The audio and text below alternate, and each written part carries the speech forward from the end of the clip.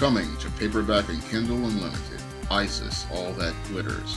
The goddess next door takes on a bikini-clad bank robber in this action-packed, all-new Isis series adventure. Get Isis, All That Glitters in paperback and Kindle Unlimited this March. One of my viewers asked me what I thought of the current government shutdown that has been going on over the last 30 days. And when it comes down to this government shutdown, I blame we the people for this government shutdown. And the reason why I blame we the people for the current government shutdown is because the big problem with we the people is that most of we the people just don't know what we want. Now, when it comes down to the American people over the last 25, 30 years, most American people over the last 25, 30 years have followed the same dysfunctional voting paradigm and expected a completely different result. Now, we can go all the way back to 1994 when your president, Bill Clinton, was the president of the United States. And he had a Democratic majority for when he won the presidency in 1992.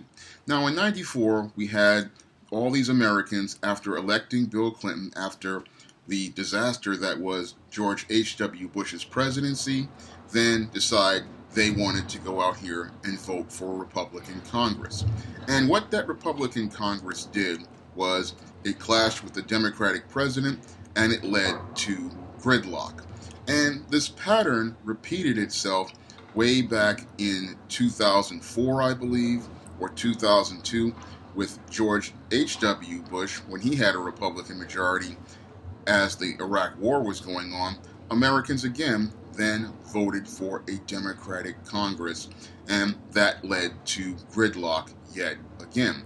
2008, we have Barack Obama promising hope and change, and then he has a Democratic majority in the House and Senate from 2008 to about 2010, and then here come the Americans once again voting for Republicans and the House and the Senate, leading to more gridlock, and gridlock that wound up locking the government all the way up until 2016. So when I take a look at America, the problem is not what people want you to believe, which is it's the evil Donald Trump. Again, the problem is we the people, and we the people have a problem in not staying consistent in order to get change. The minute somebody talks about something requiring any sort of hard work or sacrifice, that's when Americans decide they don't want to stay for the long haul. Because when it comes down to most Americans, they like having the power of the vote, but they don't want to take responsibility for the votes that they cast, and they don't want to hold any of the politicians they elect accountable for their actions. Because when I look at most Americans these days, they're sitting there looking at Donald Trump, when the big problem is you were told about this guy way back in 2016. And I was one of the guys in the videos telling you that you should pick none of the above, because Donald Trump is not qualified to be your president of these United States, and Hillary Clinton wasn't qualified to be your president of these United States. But because most Americans believed in the rhetoric of Make America Great Again, they voted for a grossly unqualified man to be their leader. And thanks to his incompetent leadership, we now have a government frozen in stagnation, and possibly maybe frozen into stagnation to the point where it may possibly collapse. Because when I take a look at your President Trump's proposal for a border wall, this proposal is absolutely puerile when you start to look at it from the perspective of someone who understands how government projects work. Now, your President Trump is proposing a $5.7 billion to build a border wall that is supposed to be so thick and so deep. And I look at that proposal, and it is absolutely ridiculous, because $5.7 billion in U.S. funds would not even pay for the start of a border wall. So when I look at this whole argument that Nancy Pelosi is trying to make, it's ridiculous as well, because anyone who, again, knows government knows $5.7 billion won't even start the exploratory committee to do the research into a border wall, because with these government projects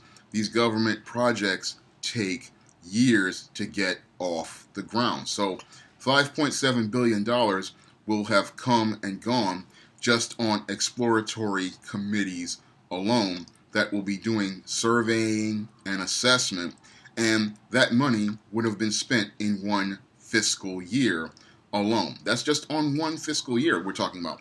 So anyone who knows construction as related to the government knows projects take years, and a border wall that's supposed to spread across the southern border of the United States, and it's supposed to be about at least 1,000, 2,000 miles long, similar to the Great Wall of China, that's a project that's not going to be done in 1 year. And that's something that your President Trump, he should have known just wasn't feasible when he made that idiotic proposal back on the campaign trail. Now that proposal on the campaign trail, yes, it sounded nice to many of the rubes, the racists, and the white supremacists, but it's just not a feasible thing as related to a government's fiscal budget, because, again, this type of project is going to cost more than $5.7 billion, and it's going to take more than the term of your President Trump to even get started. Any sort of border wall is going to take at least 20 to 25 years to build and 20 to 25 years to complete. Because, again, we're talking about a border wall that stretches across the entire southern border of the United States. So this border wall is going to be at least about 1,000 miles long. It's about 20 feet high, or if you're proposing this. And again, this type of project is going to cost at least about $200–300 billion in government budget money. So this project, it would be an astronomical cost. But you have Donald Trump talking about it's only going to be $5.7 billion. He's fooling you, and most Americans, because they're fools, fell for the bait. And I look at it and I said, no, it's not possible, because, again, $5.7 billion, that's just going to get exploratory committees, it's going to get contractor assessments, it's going to get, because in government, everything runs very slow. But your Donald Trump thought he can make this rhetoric go to get himself elected, and now your President Donald Trump has painted himself straight into a corner, and he can't get out of that corner, and his supporters can't get out of that corner, because they know that if this project comes, if he gets the money for this project, he's going to look like a fool, and if he doesn't get the money for the project, he's going to look like a fool. So he's screwed either which way on this whole project, because he proposed something that is just not feasible. So what he's done is he's going to try to shut down the government in the hopes of getting Nancy Pelosi to blink, not knowing that he's already dug his political grave right now, because every day that these American federal government workers are out of work is a day that he continues to lose a vote.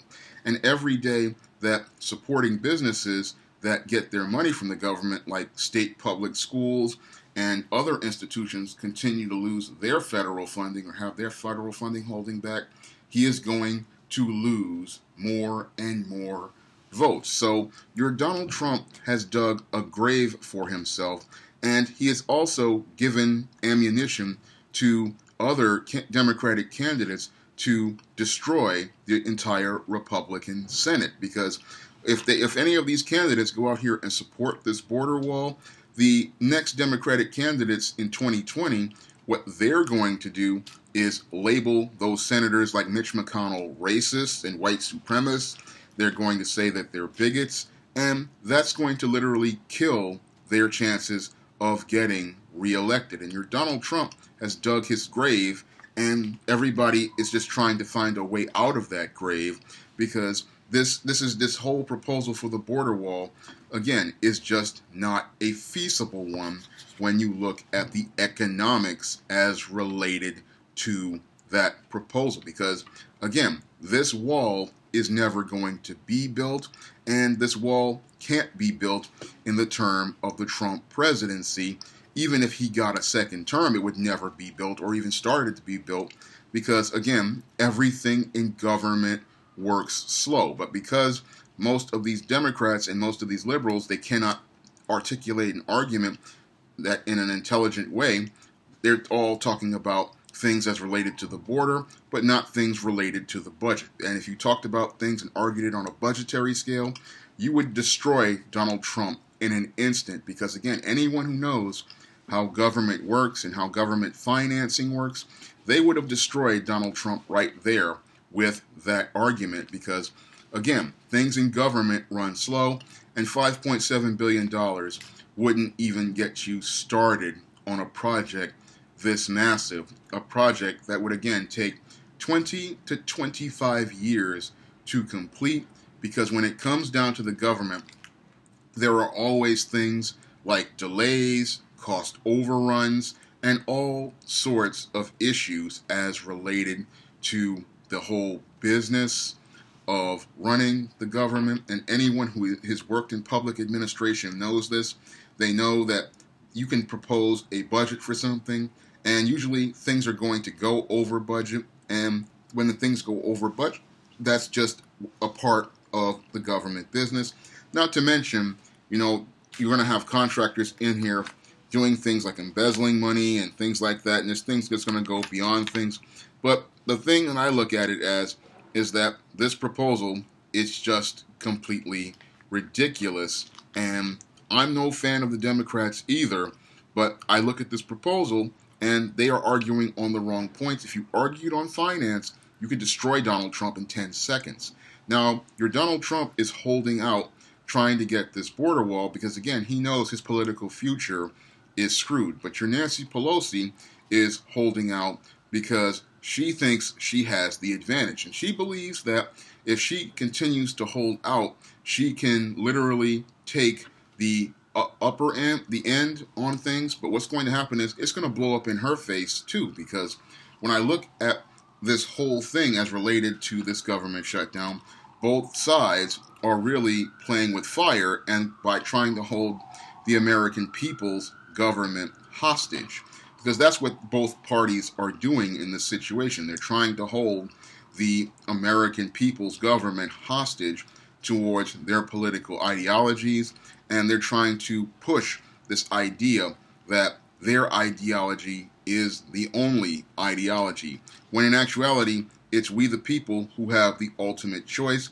because, again, we the people voted for these people, and we the people have the power to remove these people and replace them with a brand new government. We can replace Donald Trump by invoking the 25th Amendment, which tells us we can remove a president who is clearly not fit to serve. Because when I look at your Donald Trump, he is not fit to serve, and the reason why he is not fit to serve is because, like I stated before, he's just not qualified to be the President of the United States, and he doesn't meet that qualification because clearly he has no understanding of public administration, he has no understanding of public policy, and he has no understanding of the business of government. So yes, he's a successful businessman in the private sector, but in the public sector, he has shown that he's just not qualified to be the President of the United States and be the chief executive of the executive branch of the United States government.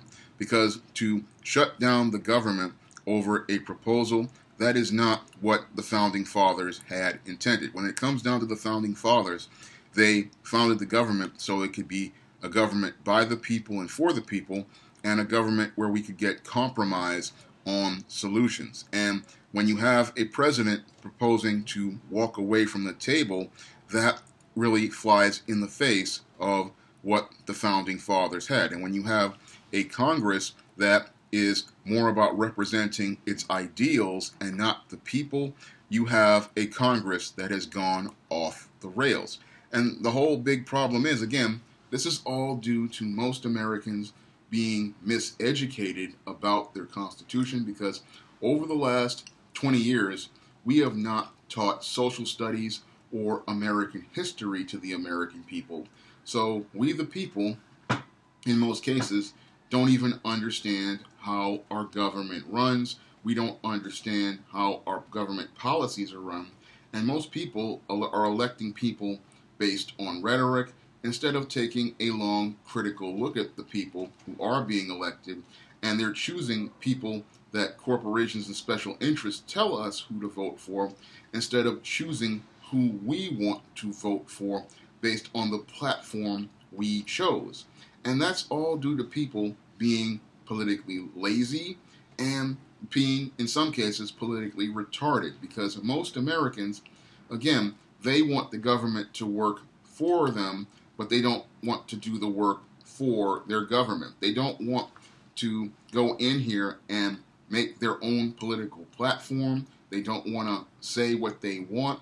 Instead, they want to choose what somebody tells them to pick for a government. And that's why we are stuck in this gridlock, vicious cycle where there is no hope of anything changing, and most Americans believing that they can get change by doing the exact same thing and expecting a different result. Now, the rest of the world calls that insanity, but this is business as usual in Washington. Americans go out here and they try to choose between two political parties that clearly no longer serve the people, and instead of them realizing that doing the exact same thing does not lead to a different result, they continue to do the exact same things, hoping to get to that change that people so-called want. But the big problem is, as I see it, as the big picture, most Americans really don't want change, because when it comes down to change, it means that they have to actually take responsibility for things. So they'd rather believe in the rhetoric of a Donald Trump or a Nancy Pelosi or a Chuck Schumer, believing that these people are going to give them change, because they don't want to take responsibility for themselves. The big problem with Americans is they want a great country, but they don't want to take great responsibility for that country. And that's why America, as I see it, is running off the rails, because Americans, they want the great country, they want the great success of America, but then they don't want to do the work toward keeping America great. Because they believed in Donald Trump's rhetoric talking about America, make America great again. But again, America isn't great because Americans don't want to be great. Americans don't want to do the great work. And a textbook example of Americans not wanting to be great is what we're seeing right now with all of these beta males out here who are going out on these shooting rampages because they can't get a girlfriend, or life doesn't work out the way they want, or these feminists going out here and having protests over a world that they say continues to oppress them. None of these people want to go out here and put in the hard work. So one group wants to go out here and protest, trying to make demands to get things that they don't want to work for, and the other group is so frustrated because it doesn't have the life skills or survival skills to go out here and put in that work, not understanding, again, greatness comes to those who are willing to put their hands to the ground, they're willing to make sacrifices, and they're willing to go out here and do what they need to do in their hopes of accomplishing what they want to accomplish. And that's the big problem with most Americans. They sit there and they talk about making America great again, but they don't want to put one single hand towards doing any of that work. They expect Donald Trump to come in like a magic genie with some government policies that are based on absolutely nothing, like building this so-called wall that's supposed to keep all of these so-called immigrants out. And what they don't see is that, as Turd Flinging Monkey said in one of his videos, the actual solution towards ending things is, again, just ending the welfare state, because most of the immigrants are coming here. They're coming because of the welfare state, those who enter illegally, and then we have the visa problem, which is the result of corporations that are out here and they want cheap labor, because a lot of those so-called immigrants that are a problem to many of these Americans and taking jobs, they are not coming across the border. They're coming here from India on things like H-1B visas, and they're coming into fields like IT. They get this H-1B visa, and then they overstay the visa, and they're coming here again not because of under the border. They're coming here because these corporations want cheap labor, and that's something most Americans don't want to confront, because most Americans, again, they want to get greatness, but then they don't want to pay for greatness. They don't want to make sacrifices for greatness. And corporate America, they want that cheap Indian labor, they want that cheap Pakistani labor, they want that cheap Chinese labor, but they don't want to pay Americans who have IT degrees for those jobs. And that's the little dirty secret they don't want to tell you. But they want greatness, but again, they don't want to put in the work towards building a great America or a great economy. Instead, they would rather run on gimmicks like automation, which is going to blow up in their face, because if you don't have workers, who's going to buy anything? And the big problem is, again, Americans don't want to be great. Americans want to be mediocre. And because they're gynocentric, most Americans, all they want to do is whine and complain about their country, a country that is actually great for many people, because you are living very well, you are living very comfortably, but the whole thing is, most people don't want to come out of their comfort zone to work towards actual change, because if you have to work towards actual change, again, that means coming out of what you knew into something different, and many Americans are just too scared to come out of what they know into that unknown and try to deal with those challenges. And that's why America will not be the great country, because most Americans don't appreciate their country. They don't appreciate the hard work of their fathers and grandfathers, and they don't appreciate the opportunity to live in a country that allows them so much freedom, and they don't appreciate anything at all. And that's why your government is shut down, because many of your people in America, they just don't appreciate their country, and they don't appreciate the power that was given to them by the founding fathers of this country. Because again, we the people have the power to end this government shutdown, and we the people have always had the power to end this government shutdown, and we the people can make the changes. But most of we the people, we just sit there and watch this political theater go on instead of taking action, because most of we the people are just a bunch of cowards, and they're too afraid to take ownership of their country, take ownership of their lives, and go out here and make the country great the way they want it to be. But that's something that Americans are.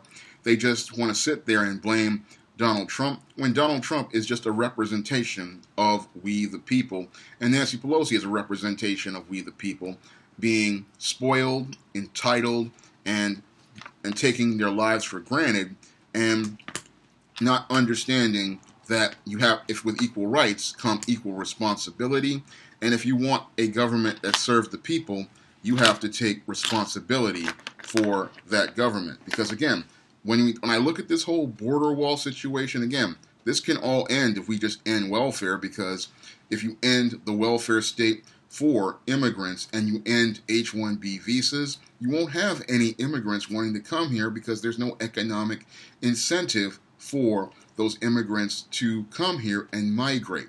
And if that's the big problem, again, you don't need a border wall to do this. All you need to do is just simply, again, deal with the situation from an economic perspective. But most of these politicians don't want to do that, because these corporations benefit from those H-1B visa employees that they get, because they pay them half the wages they would pay an American. They only pay $60,000 for an Indian who's working on an H-1B visa, and they would have to pay $120,000 for an American. And when it comes down to the welfare state, many of these politicians benefit from that because they get block grants that allow them to get rich at the expense of poor people. So no one really wants change because they are benefiting, and your government will remain shut down because most Americans, again, don't want to take up arms to take action. And I don't mean with weapons, but I mean with calling your congressman, calling your senator.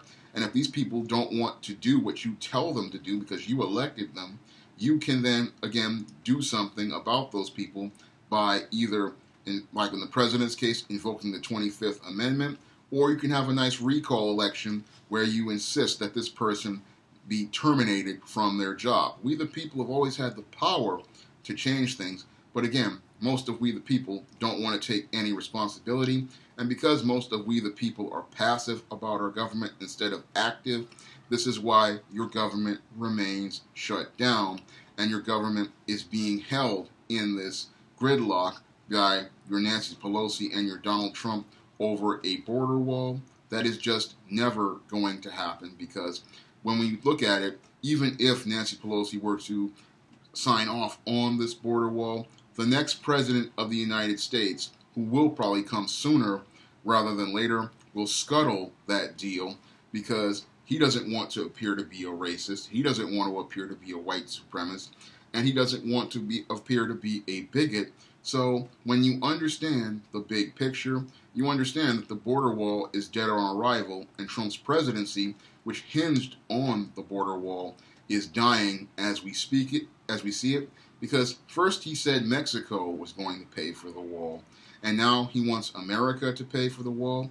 So that wall is coming down no matter how it goes, and the reason why it's coming down, and the proposal for it is coming down, is because, again, if you understand government and government operations, you understand $5.7 billion won't pay for a border wall, and you understand that it takes years to build a border wall, years that will go beyond the Trump presidency, and that this whole proposal is the nail in the coffin for the Trump presidency, because the next Democratic candidate or the next independent candidate would come out here and say, hey, Mr. Trump, you said that Mexico was going to pay for the border wall, but Mexico didn't. And then they're going to take this government shutdown and say, you shut down the government to get this border wall, and it shows that you lied about this border wall. So this one issue that you presented shows that you, one, do not know how to run a government, two, you are not qualified to run a government, and three, shows you are not able to keep your campaign promise. Moreover, that same candidate is going to go and talk about the tax cuts he gave to all of these billionaires and how that really was just like Obamacare. It had no real impact on the economy. And they're going to straight up destroy this man in the next political cycle. And this guy is dead on arrival no matter how you slice it, because again, this government shutdown, the longer it goes, the longer people start to get alienated from your president, Donald Trump. And with each day that a working government family in that 800,000 group and the people who are also affected by it in private sector, they are affected, you're going to see more and more people getting alienated by this whole situation. And your Trump is losing votes as we speak. So he can continue on with this shutdown, but what's shutting down are his chances of winning in the 2020 election. And that's what I see happening right now, because your Donald Trump is playing Yu-Gi-Oh! While Democrats are trying to play chess.